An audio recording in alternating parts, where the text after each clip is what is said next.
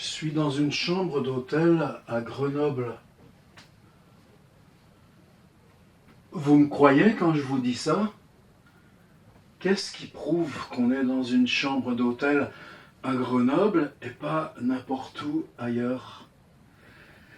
Dans toutes les chambres d'hôtel où chacun on est, dans une ville, dans une autre, si c'est toujours le même hôtel, qu'est-ce qui nous prouve que on ne soit pas en même temps toujours dans chacune de ces chambres et que ce soit juste la conscience de soi à un moment donné qu'on vient identifier avec celui qui est là dans cette chambre précise, dans cette ville précise, parmi tant d'autres chambres qu'on connaît. Pensez Dijon, pensez Lyon, pensez Valence, pensez... Et on monte, et on fait tout comme ça. Et à chaque fois, c'est la même chose. Ton sac par terre, il y a le placard, cette espèce de rectangle noir, télévision. Et il n'y a rien à voir dans ces télévisions.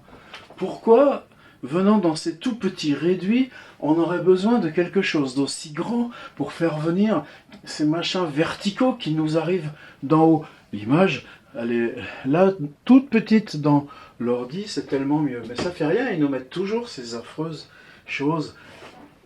Qu'est-ce que c'est pas beau, un écran noir?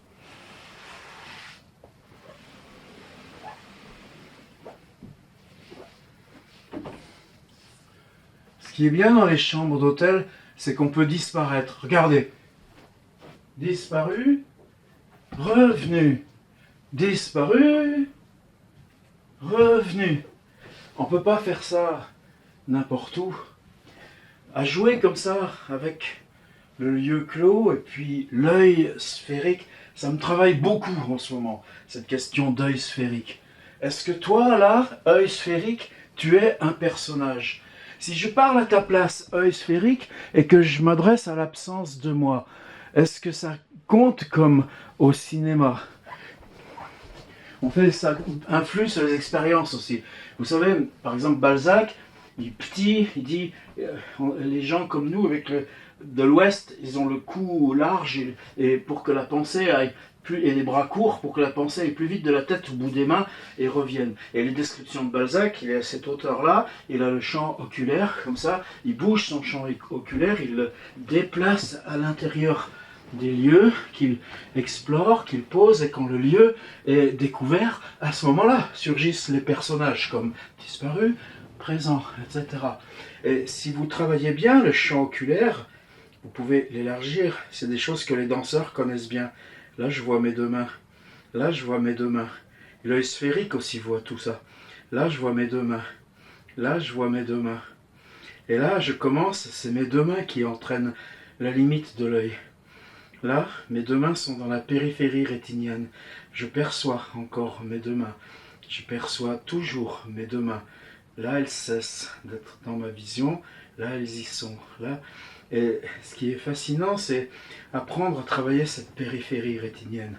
Quand vous travaillez cette périphérie rétinienne, là où vient comme ça, où est en ce moment l'image de mes deux mains, les rêves qui surgissent de la périphérie rétinienne, l'attention au réel qu'on a depuis la périphérie rétinienne, c'est un autre rapport avec la pensée.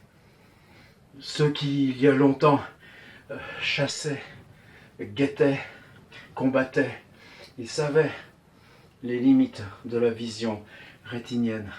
Elles agrandissent le dedans du mental. À Grenoble, je suis venu pour apprendre ça. C'est dangereux ce machin. Avec l'œil sphérique, je pourrais me couper le haut de la tête avec la machine à hélice qui coupe le haut de la tête. Tchang, tchang, tchang. Et après, avec l'œil sphérique, j'aurais juste à pencher ma tête, ouverte par le machin à hélice ouvre-boîte qui tourne, et vous voyez le dedans de ma tête. Là est notre vérité de l'image, plus forte que les écrans noirs. Derrière, venez, je vous emmène. plus forte parce que nous, ce qu'on montre, c'est notre dedans, une fois passé les ouvre-boîtes qui tournent.